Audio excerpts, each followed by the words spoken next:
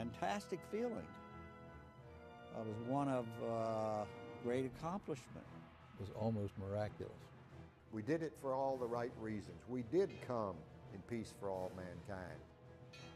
On July 20th, 1969, as the lunar dust compresses beneath the boot of astronaut Neil Armstrong, NASA's Apollo project scores a bullseye.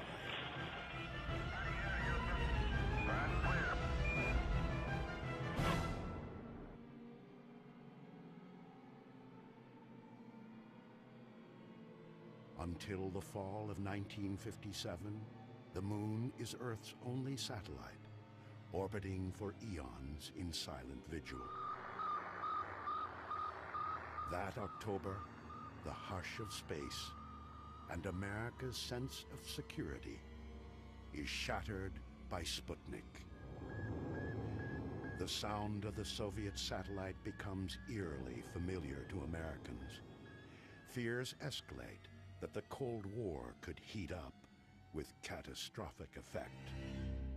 Immediately everyone thought, well, they're now able to really send their military machines around the world up above. Who was not going to be in danger? President Eisenhower combined several agencies working on rocketry and flight to create one civilian agency, the National Aeronautics and Space Administration. Over the next years, the United States successfully launches satellites with great scientific payback. To prepare for human flight, several animals, including a chimpanzee named Ham, survive the ride to space and back. But once again, these American accomplishments are eclipsed by the Soviet space machine. April 12, 1961, cosmonaut Yuri Gagarin becomes the first human in space. To temper this latest Soviet triumph, the U.S. needs to put its own man in space. That man is astronaut Alan Shepard. 1.2G. Shepard's flight had tremendous impact. I think it was the leading technological accomplishment of that era and led to the whole future of the exploration to the moon.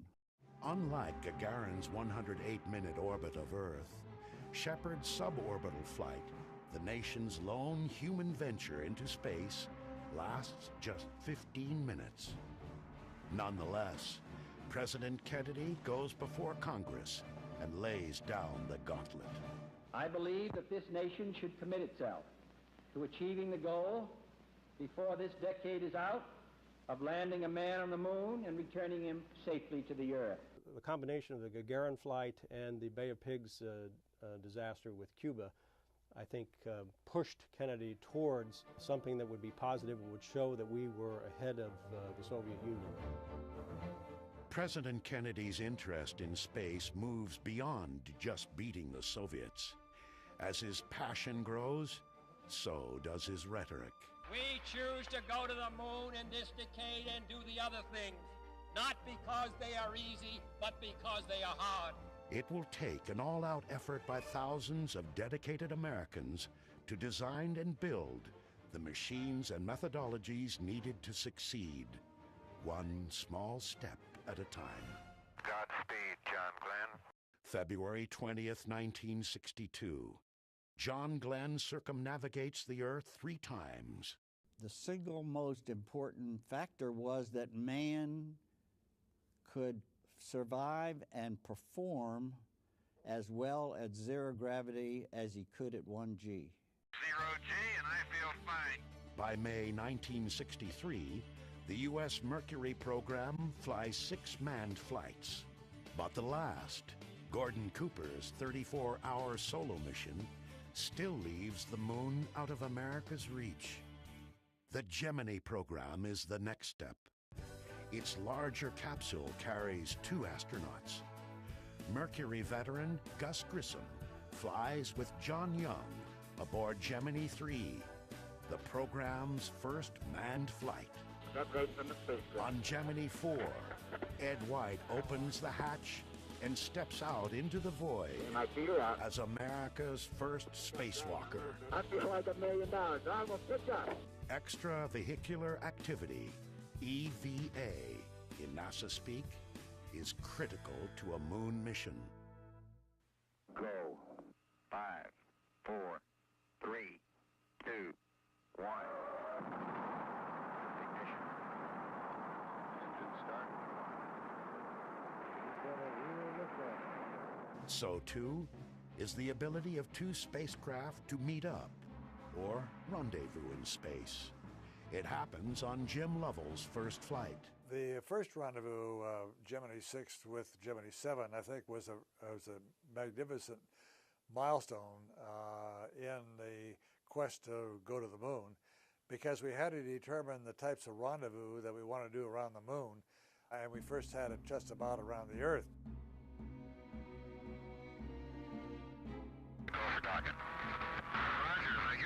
By Gemini's 12th and final mission, rendezvous and docking are well practiced.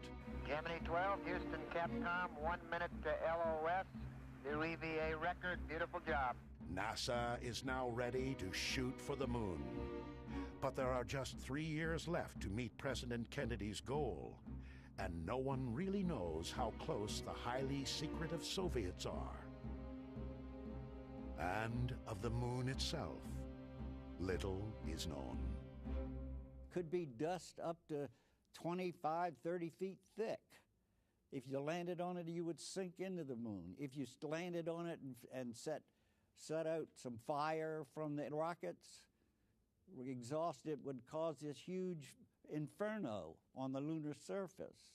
What were the radiation problems on the moon from the sun? What was the thermal conditions you had to deal with on the lunar surface? Getting answers falls to a series of robotic spacecraft. In mid-1966, Surveyor 1 lands on the lunar surface. The 11,000 photos it sends back help to dispel fear and clear the way for the Apollo moon landing program. 2 short months after the final Gemini flight, astronauts Gus Grissom, Ed White, and Roger Chaffee are posing for photos and spending hours in simulators as they prepare for the first Apollo mission less than a month away. January 27th, 1967. The crew is in the capsule, mounted atop an unfueled Saturn 1B for a dress rehearsal of the countdown sequence. How are we gonna get the moon if we can't talk between 2 or 3 buildings? A series of problems has already raised tensions at the launch pad. When 5.5 hours into the test, Ed White's shouts are heard. At that point, things progressed with absolutely stunning speed. I mean, it was only a matter of 20 seconds before the crew was unconscious. Moments later, the pressure from the fire had increased to the point where it literally ruptured the hull of the spacecraft. Toxic smoke spewed into the White Room. The technicians were struggling to get the hatch open and rescue the crew, but they were driven back by the intense heat and the smoke. Many long minutes passed before they could open the hatch, and of course by that point the crew had died. All 3 astronauts were dead. The loss of Grissom, White, and Chaffee momentarily cripples NASA's moon landing program. But as the 3 astronauts are given heroes' burials, Apollo, like another mythological figure, Phoenix, begins its rise from the ashes. Following recommendations of an accident review board, the Apollo Command Module is redesigned and rewired for safety, all under the wary eye of the astronauts who will fly it. 20 months later, from the same pad Apollo 1 had occupied, Apollo 7 roars off for an 11-day shakedown in Earth orbit. We inherited the first manned Apollo mission, which turned out to be Apollo 7. But as with many things with NASA, what was a disaster with Apollo 1 turned out to be a real triumph with Apollo 7 because the spacecraft itself was a marvelous flying machine. It's also the first time live television shows Earthbound humans what it's like to be in space. It says from that lovely Apollo something. You guys should write. Apollo room. High atop everything. High atop everything. Apollo 7's success restores some swagger to America's space program. But there are reports the Soviets may be closing in on the moon. The original plan was for Apollo 8 to be a North orbit test, but the lunar module wasn't ready. And so the decision was made to actually do a circumnavigation of the moon. So that's what actually happened in December of 1968. The engines are on. 4, 3, 2, 1, 0. Commander Frank Borman, veteran astronaut Jim Lovell, and rookie Bill Anders are the first humans to ride the Saturn V's 7.5 million pounds of thrust. We were way up on the top, like a ladybug on the end of your automobile's whip antenna. So as these big engines were thrashing around to keep this thing straight up, boy, the ladybug was getting thrashed. And it was so loud, we couldn't talk. The vibration, the thrashing was violent, and you couldn't see the instrument panel. But when we cleared the pad and had some aerodynamic stability and didn't have this noise, boy, things steadied out, and by that time, my heart stopped racing. Apollo 8 is the first time humans venture beyond Earth's gravity.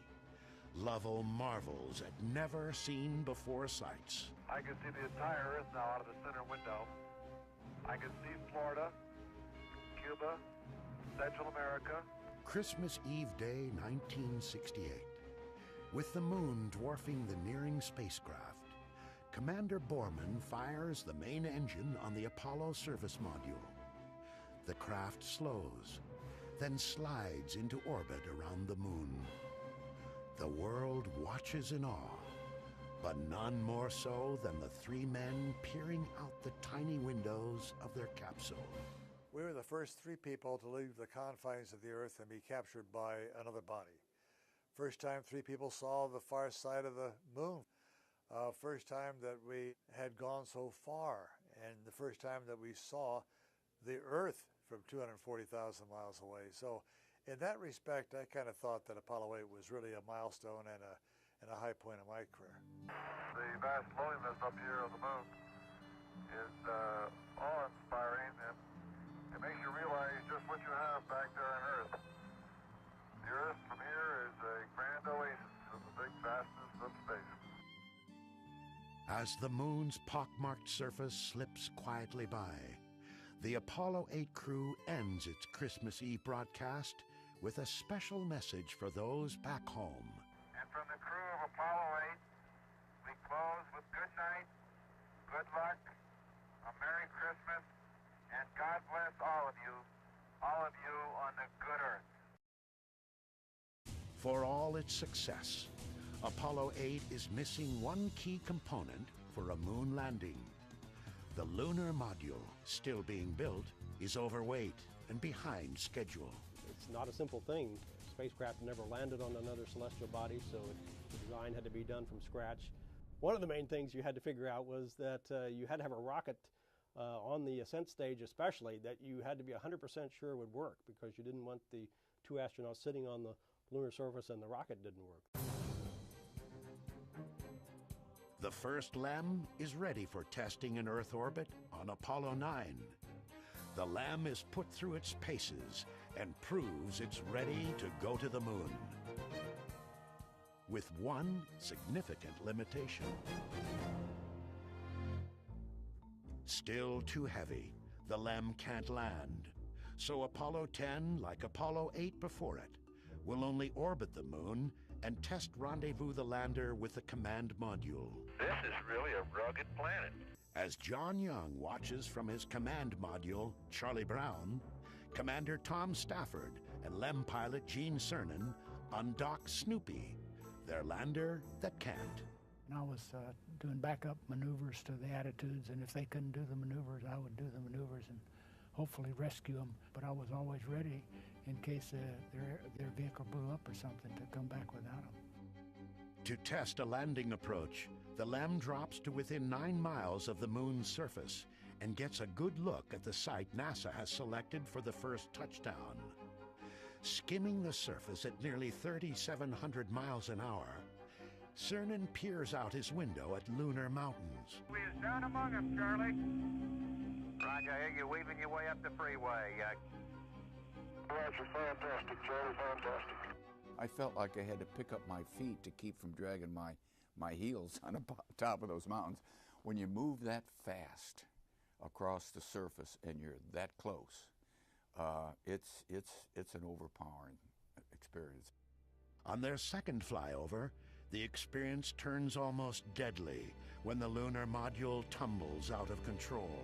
I saw the lunar horizon 8 times in 15 seconds in all different directions. That was a man-made problem because we were switching computers to check out a little backup computer we had. The guidance switch had to go in the other direction. I had already put it in the other direction. And so Tom went and moved it in the other direction. And so the computer that had the spacecraft at that moment didn't know where it was. But Tom was able to stop it, control it. Finally, as in the comics, Snoopy returns to his master, Charlie Brown. Even before Apollo 10 enters lunar orbit, the Apollo 11 spacecraft has been rolled out to the launch pad atop its Saturn V rocket. In less than 2 months, its crew will try and safely set it down on the moon. That's one small step for man.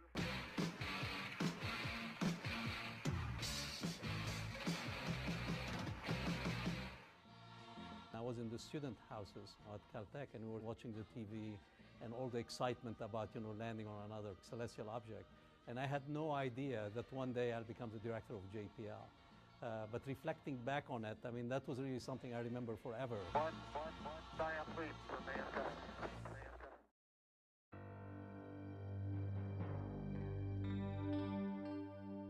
They've all been to space before. Commander Neil Armstrong on Gemini 8. Command Module Pilot Michael Collins on Gemini 10. Lunar Module Pilot Buzz Aldrin set an EVA record on the final Gemini flight.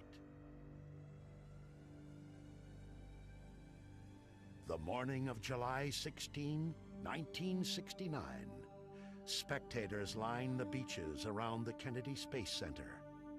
America will attempt to end the space race. Moon fever is rampant. And there was just great excitement, and you could hear lots of people saying, gosh, this is almost, I can't believe that somebody's going to go to the moon. T-minus 15 seconds. Guidance is internal. 12, 11, 10, 9. Ignition sequence start. 6. At 9:32 a.m., the Saturn V's giant engines roar to life. At the viewing stand 3 miles away, spectators feel the thunderous drumbeat of unearthly power pounding their chests as the heat of the rocket's exhaust washes over them. When that rumble came across the ground, it was like somebody was putting their hands on your chest and pressing. I almost couldn't breathe. It was so unbelievable that the United States was going to send 2 men to walk on the surface of the moon. It was almost unthinkable. For 3 days, the crew of Apollo 11 cruises towards the moon, then drops its spacecraft into lunar orbit. I just thought there were so many unknowns that I would have given us about a 50-50 chance of being the first flight to land and return someone safely. With Collins remaining in the command module, Armstrong and Aldrin prepare the LEM and themselves to become the first humans on the moon. Okay, all flight controllers, go for landing. Retro. Go. Righto. Go. Guidance. Go. Control. Telcom. Go. GNC. Go. Ecom. Surgeon. Go. Capcom, we're go for landing. Eagle, Houston, you're go for landing. Over. But the landing veers from the planned script. As the LEM nears the surface, the onboard computer flashes an alarm the crew doesn't recognize. 1201. Roger, 1201 alarm. Any one of thousands of technical glitches could abort the landing. But Houston quickly diagnoses the problem as non-critical, an overloaded computer. 1201 alarm. Same type, we're go, flight. Okay, we're go. Same type, we're go. That's when real trouble threatens the mission. 540 feet down at 30 and at 15. As the LEM pitches upright about a mile above the moon's surface, Armstrong gets his first look at where computers will set them down. A field of boulders, any one of which could prove deadly. Armstrong wraps his hand around the joystick and takes manual control. 3.5 down, 220 feet. 13 forward. With fuel running out, Armstrong flies the LEM like a helicopter. Aldrin keeps his eye on their altitude, forward speed, and rate of descent, calling out the numbers. 100 feet, 3.5 down, 9 forward. At 60 seconds, we're still 100 feet up. I was nervous. Okay, at 30 seconds, we were 10 feet. I figured we had it made. But 100 feet, we're thereabouts at 60 seconds. You can very easily just not be where you want to be. 4 forward, drift into the right a little. Sort of like driving your car when the gas gauge is reading empty, but you know that when it gets down there, you got a few more miles left. Well, that was the situation we faced. And I think it was in the last seconds. Everybody was holding their breath. It was pretty dicey. Contact light. Okay, engine stop. APA at a descent. Mode control, both auto, descent, engine command override off. Engine arm off. 413 is in. We've had shutdown. We copy you down, Eagle. Okay, everybody, T1. Stand by for T1. Tranquility Base here. The Eagle has landed. Man on the moon. Ooh. Oh, boy. Thank you. You're looking good here. Boy. Okay, we're going to be busy for a minute. Like people around the world, of every persuasion and from every walk of life, mission controllers in Houston are overwhelmed. Okay, keep the chatter down in this room. Now, in the control room, we had work to do because we had to very rapidly look at the spacecraft systems and give the crew a stay-no-stay decision that everything was safe to remain in the moon, and we had to accomplish that within the first 2 minutes. Okay, T1, stay-no-stay, retro. Stay. Vital. Stay. Guidance. Stay. Control. Stay. Telcom. Stay. GNC. Stay. Ecom. Stay. Surgeon. Stay. Capcom, we're stay for T1. So basically, we had to keep our emotions in check and keep the chatter down for the first 2 hours after landing while everybody in the entire world was celebrating. And we're getting a picture on the TV. You had a good picture, huh? It's distorted, flickering, and at first, upside down. But a small black and white television camera mounted outside the LEM gives the world its first live glimpse of an alien landscape. No one is more interested in seeing that first picture than the man responsible for bringing it to everyone's TV. This whole mission was now about television, in my mind. There were hundreds of millions of people watching, waiting to see the first step on the moon and people on the moon, see a spacecraft on the moon, anything. And if it doesn't work, then probably people actually will know my name years from now as the guy who didn't bring you television from the moon. Okay, Neil, we can see you coming down the ladder now. The world just marveled at this right along with us, and we more or less made the whole world our partners in this thing by inviting people to be there during the launches. And I think that's one of the best things we ever did in the space program, one of the best decisions ever made, with regard to the space program was to share that with the world. Okay, I just checked. Getting back up to that first step,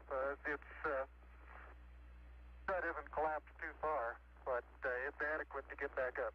More than 500 million people around the globe watch as Armstrong first makes sure he can get back into the LEM, then gives the first eyewitness account from the lunar surface. The surface appears to be very, very fine-grained as you get close to it. It's almost like a powder. 6.5 hours after landing on the Sea of Tranquility, Neil Armstrong steps off the footpad of the lunar lander and ends the race to the moon. That's one small step for man, one giant leap for mankind. For 2 hours and 31 minutes, Armstrong and Aldrin share their observations. The surface is fine and powdery. I can pick it up loosely with my toe. There seems to be no difficulty in moving around as we suspected. It has a stark beauty all its own. It's like much of the high desert of the United States. It's different, but it's very pretty out here. Beautiful view. Isn't that something?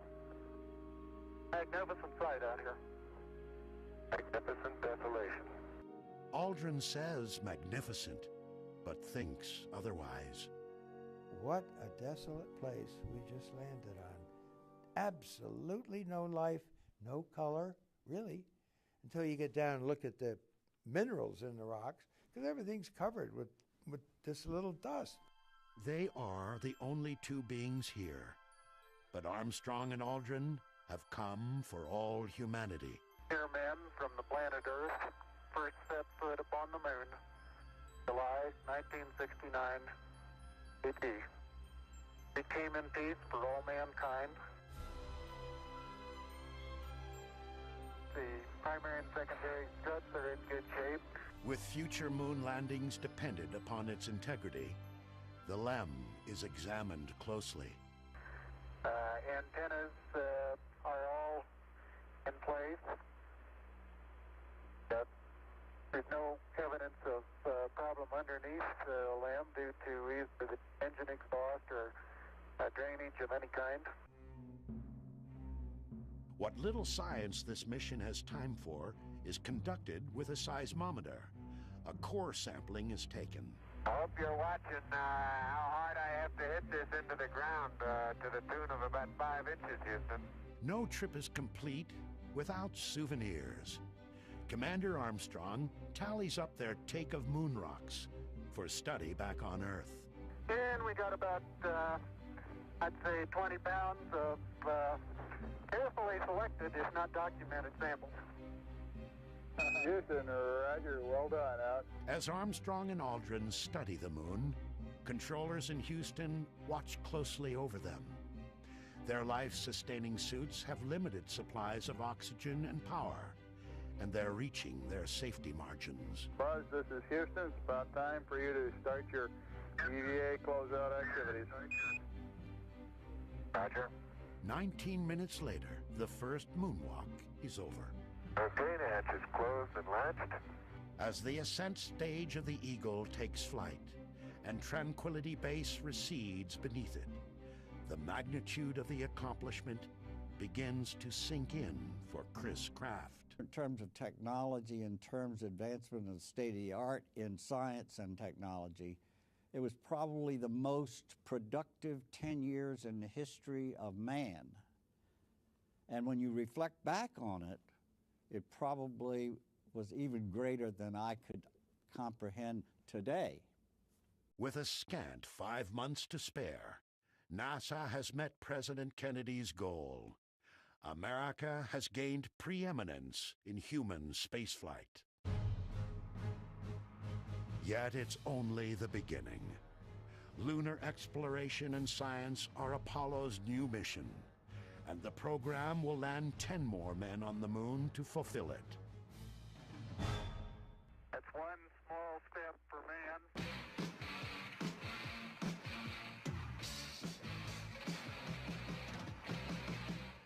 We're in the viewing room at Commissioner Mission Control Center in Houston, watching the terminal phase of that flight and the landing itself on the moon. I was telling Neil not to land because we were next. But he did a great job.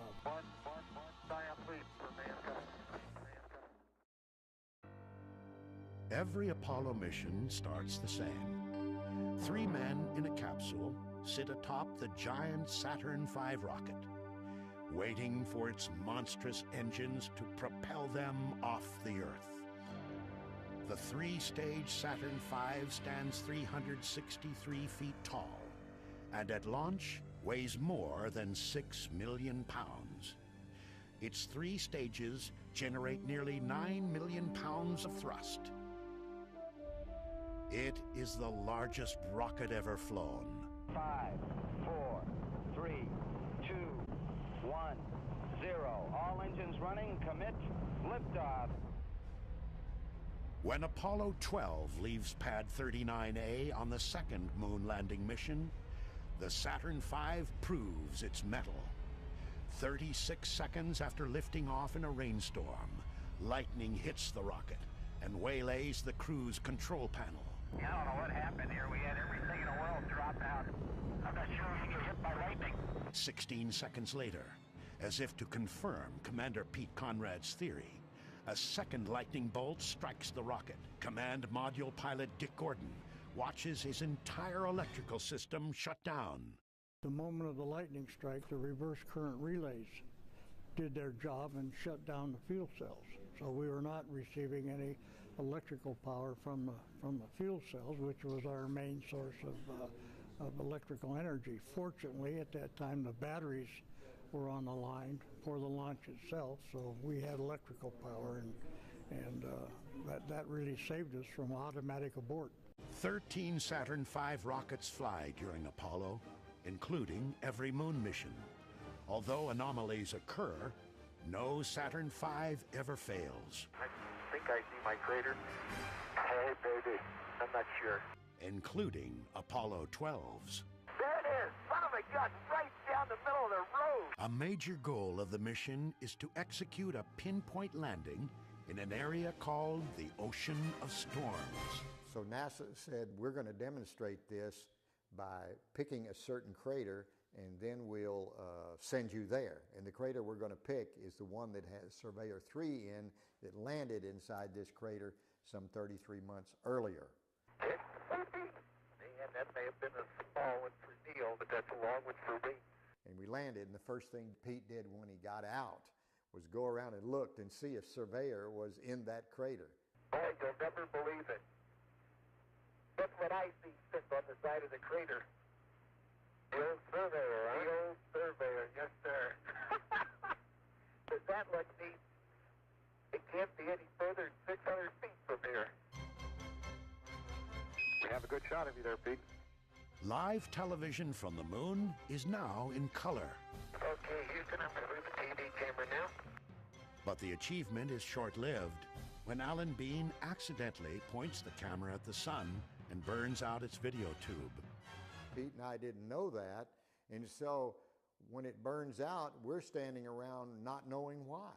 Now, the people on the ground knew immediately why, but they never told us. They never said, you pointed it at the sun, it's ruined forever. Al, we have a pretty bright image on that TV. Could you either move it or stop it down? That's as far as it goes, Houston. How does that look to you? No, it still is the same, Al. Big disappointment to all of us and everyone on Earth. Someone told me one day, they said, there's one thing good about it that came out of it. We used to have discussions that maybe we shouldn't have a TV. They said, after your mission, never had that discussion anymore. Everybody agreed we needed TV. NASA closes out the 60s by landing humans on the moon. Not once, but twice. The third attempt comes to be known as NASA's most successful failure. Okay, Houston, we've had a problem here. That's one small step for man.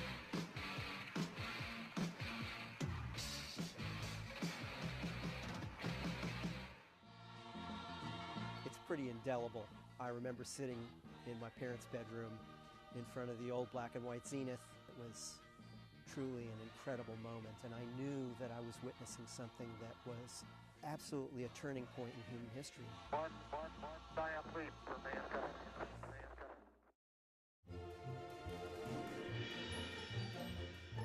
Apollo 13, the third planned moon landing. Commander Jim Lovell's second trip to the moon. This time, he'll not only orbit the lunar surface, but also leave his footprints in its powdery dust. Houston, we've had a problem. But instead of describing a lunar landscape, Lovell finds himself halfway to the moon, talking with Mission Control about his dying command module. Main B bus undervolt.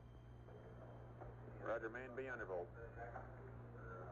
Stand by, 13, we're looking at it. Electrical power is disrupted, and readings in the capsule and at Mission Control don't jibe. Then Lovell sees something out his window. Now, it looks to me, looking out the hatch, that we are venting something. We are venting something out into space. The explosion of an oxygen tank in the service module has damaged several key systems. The astronauts must scour 24 instruments, 40 alarm indicators, 71 lights, and 566 switches to regain control of their spacecraft. With the loss of oxygen, because we used oxygen to produce electricity, all of our electrical power would quit. And when that happened, because we controlled our engine by means of electrical power, we'd lose the entire propulsion system. And so, you know, essentially, it took a while for all that to sink in. That it dawned on me that we were in very serious trouble. The crew of Apollo 13 never gets the chance to land on the moon. They can only slingshot around it and, with their lunar module Aquarius as their lifeboat, hope to make their way safely back to Earth. We had to invent ways to navigate. We had to find ways to stretch the electrical power. Our crew was suffocating. We had to find ways to remove the carbon dioxide so the crew wouldn't suffer from CO2 poisoning. We never had discussed the possibility of not surviving or getting back to the Earth. It was probably in all of our minds, but we were working hard to figure out what we had to work with and what we had to do to get back. The command module, shut down and unheated for 3 days, would now have to be restarted. Condensation is everywhere. The whole instrument panel was covered with water, and of course I knew that there was water probably behind the panel on all the wiring harnesses, and so we worried about electric shorts. We were virtually going down rows and pushing in circuit breakers. We figured the best we could do is we started down the row and started smelling. You can smell an electric short. We'd back up and pull some out and hope we could quickly isolate which was the culprit. But there are no shorts, due perhaps to the capsule redesign after the Apollo 1 fire. Sealing the electrical connections also means they're now waterproof for landing. Let's get it. Farewell, Aquarius, and we thank you. After its harrowing 6-day ordeal, Apollo 13 safely splashes down in the Pacific. The moon landing mission may have failed, but Flight Director Gene Kranz remembers it as the space team's finest hour. NASA, contractor, people out in subcontractors, test facilities, and individuals. It was really, really amazing to be at the point of the spear and watch this team perform, basically against all odds, and to come up with solutions that we had never trained or thought about before. While just getting to the moon can prove difficult, landing on its dusty, boulder-strewn, cratered surface is even more problematic. A lunar lander must maneuver like a helicopter, with its rotors replaced by rocket engines. Training with the LEM in Earth's atmosphere is impossible, so the Lunar Lander Research Vehicle is used. The Apollo astronauts call it the Flying Bedstead. To simulate the 1/6 gravity of the moon, the LLRV's central jet engine supports most of the vehicle's weight. But flying the LLRV is dangerous. On the afternoon of May 6th, 1968, the craft nearly kills Neil Armstrong. Astronaut Bill Anders had flown the same vehicle just hours earlier. The thing flamed out. The attitude control system ran out of fuel, and so Neil was flopping around there and just managed to get out of it. Well, he was very lucky because this thing was just on its main engine with no attitude control, and was getting close to the ground, and it just kind of rolled out, and Neil looked like he came out of the fireball. And it did look like he went back into the fireball when he, with his parachute, but he landed just beyond it. 4 of these earthbound trainers are used. 3 will crash, but the actual lunar modules land safely every time. There's good stuff. Okay, down, looking great. 60 seconds. 40 feet. 3 feet per second. America's first astronaut, Alan Shepard, returns to spaceflight 10 years later to command Apollo 14's LEM Antares to a skillful setdown. We're on the surface. Okay, we made a good landing. Apollo 14 is on the moon almost 34 hours. About a third of that time is spent moonwalking in the lunar highlands. Certainly the Fra Mauro area where we landed was an interesting place, and with far more relief up and down of the terrain than the earlier flights, which also made the navigation a little more difficult. Particularly, it was kind of like wandering around in the sand dunes, and one sand dune looks about like the other. So finding our landmarks that the geologists wanted us to find as we did our traverse on foot to Cone Crater was difficult. I'm going to try a little sand trap shot here. But Shepard manages a few seconds to become not only America's first man in space, but also its first golfer. Miles and miles and miles. 2 miles is all the Apollo 14 astronauts are able to walk during their 2 EVAs. But the next mission will have wheels. This is really a rock and rolling ride, isn't it? That's one small step for man.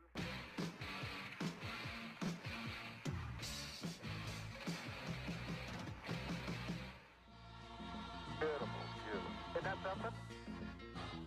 I was in Orlando, in my parents' house, and as the first pictures came through, we were, of course, all just very enthusiastic and enthralled with what was happening. One giant leap for mankind. Okay, Houston, as I stand out here in the wonders of the unknown in Hadley, I try to realize there's a fundamental truth to our nature. Man must explore. When Apollo 15 Commander Dave Scott descends the LEM's ladder 2 years after Neil Armstrong, he achieves his own first. Scott climbs aboard the first lunar rover with crewmate Jim Irwin, and as space's first motorist, proceeds to peel out. This is really a rock and rolling ride, isn't it? Never been on a ride like this before. Oh boy. I'm glad they got this great suspension system on this thing. More than just a toy, the moon buggy is a science platform, allowing astronauts to venture farther from the LEM than the previous 3 Apollo missions. During 10.5 hours, Scott and Irwin cover 17 miles and examine many interesting sights. A boulder exposed to the surface here, which has got layering within it. It's been weathered away, apparently, and just the surface top is exposed, but the boulder must be about a meter long with 2 to 3 inch layers in it. Working in a suit is very fatiguing. You don't get the food, the water, the rest. So actually we were not only probing the boundaries of geology and exploration, we were also probing the boundaries of human performance. The Apollo 15 mission really took us back to the drawing board in several areas to look at how we train crews, and how we provide them adequate nutrition and hydration and all of these things. Hey, John, this is perfect with the LEM and the rover and you and Stone Mountain and the old flag. Come on out here and give me a salute. Big Navy salute.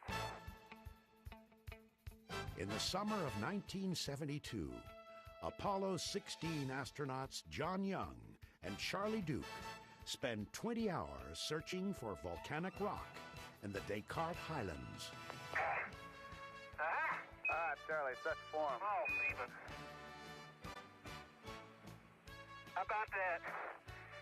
I'm going out for the ballet when I get back. You learn another line of work up here. Because of the geological diversity of the moon, they wanted to get some samples from the mountains of the moon, if you will, or the highlands, which was a considerable elevation above the lunar mare. That is the most beautiful sight. What's that? You're standing there on the rim of that crater. Well, it's great to have a lunar rover. When you turn wheels, the front wheels would go this way and the rear wheels would go that way. So you could turn in your own diameter. And because of all the holes on the moon, you need to be able to do that. Here he comes, folks. He's got the hammer out. I knew he couldn't resist. I don't know if this will work or not, Shirley. But it couldn't pick a better spot. Here we go. Hot dog. He did it. It's a very friable rock, apparently, Houston. Okay, outstanding. Science was certainly in the front seat. Of the 6 landings on the moon, the last 3, I think, were devoted completely to the science of it. We'll sample right there and get you a scoopful of this underlying regolith. There'll be just one more flight to the moon. Apollo 17 lifts off in the midnight hour of December 7th, 1972. My God, it was like the sun coming up in the middle of the night. I mean, all of a sudden, this golden light, this flame that was the color of a sunrise, just exploding and filling the sky and filling my field of view, and in silence seeing this rocket ascend, and then without anticipating it, this roar of sound that just swept over us.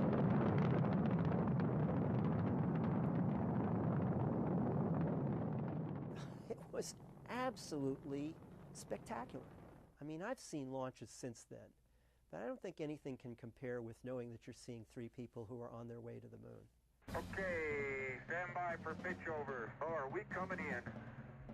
Oh, baby.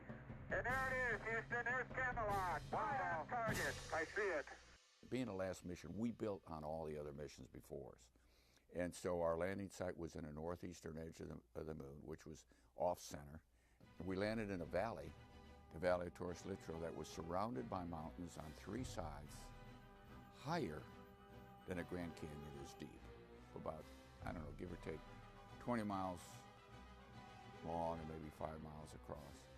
Okay, Houston, the Challenger has landed. Roger, Challenger, that's super. Houston, you can tell America that Challenger is at Torres Litro. We landed within a couple hundred feet of our landing site. Pretty exciting. Hippity hopping over hill and dale. Da da da da da da da da da da da da. Hippity hopping along.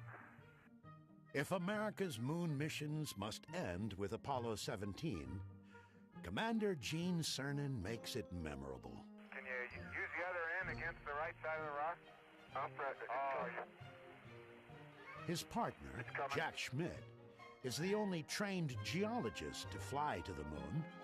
At times, his mission zeal overtakes his ability to traverse the terrain. No, dadgummit. Well, hey, Gene, would you go over and help twinkle toes, please, Gene? Really? Well, working on the moon is a lot of fun. I mean, it's like walking around on a giant trampoline all the time, and you're just as strong as you were here on Earth, but you don't weigh as much. You only weigh 1/6 of what you weigh on the moon, even with a suit.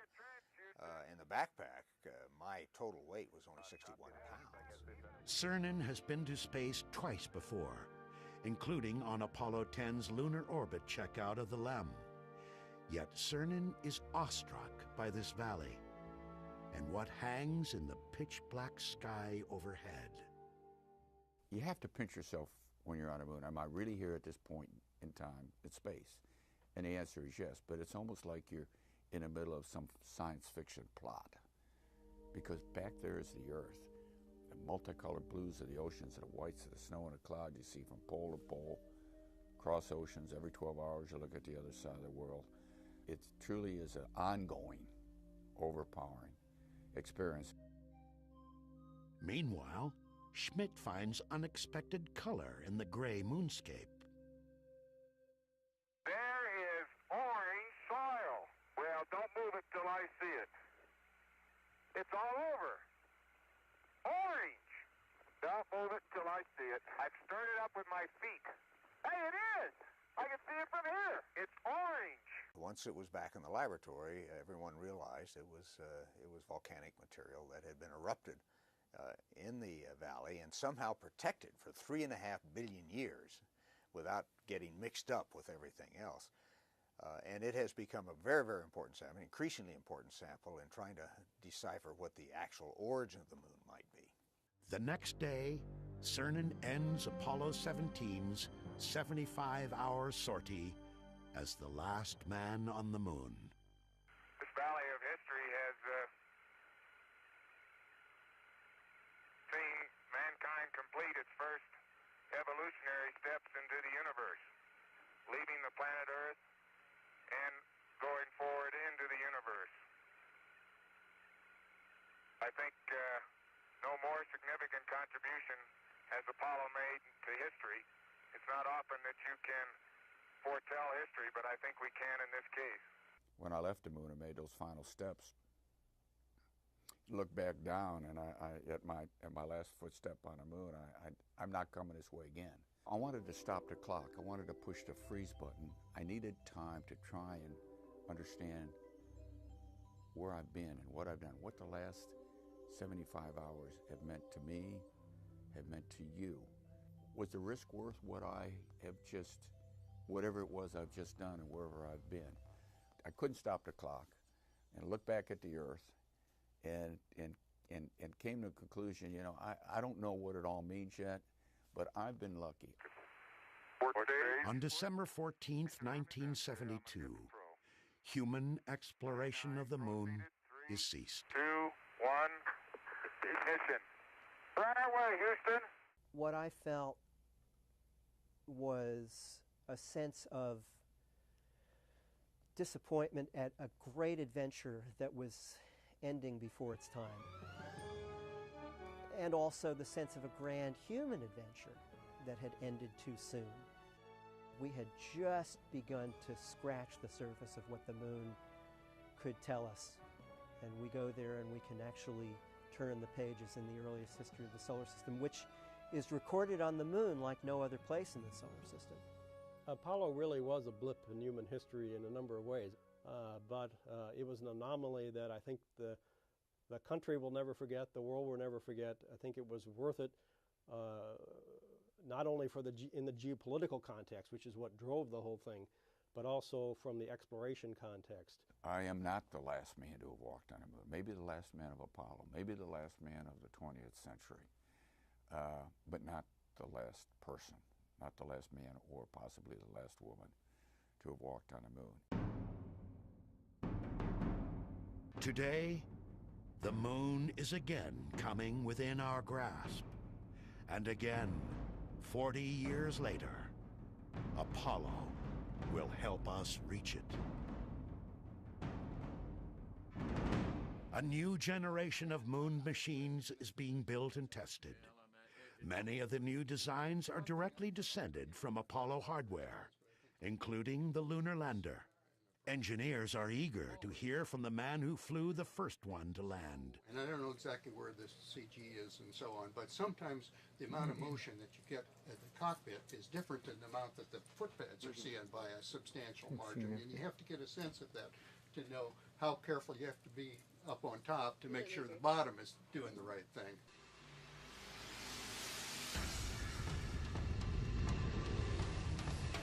The next generation lunar rover will bear little resemblance to the Apollo buggy.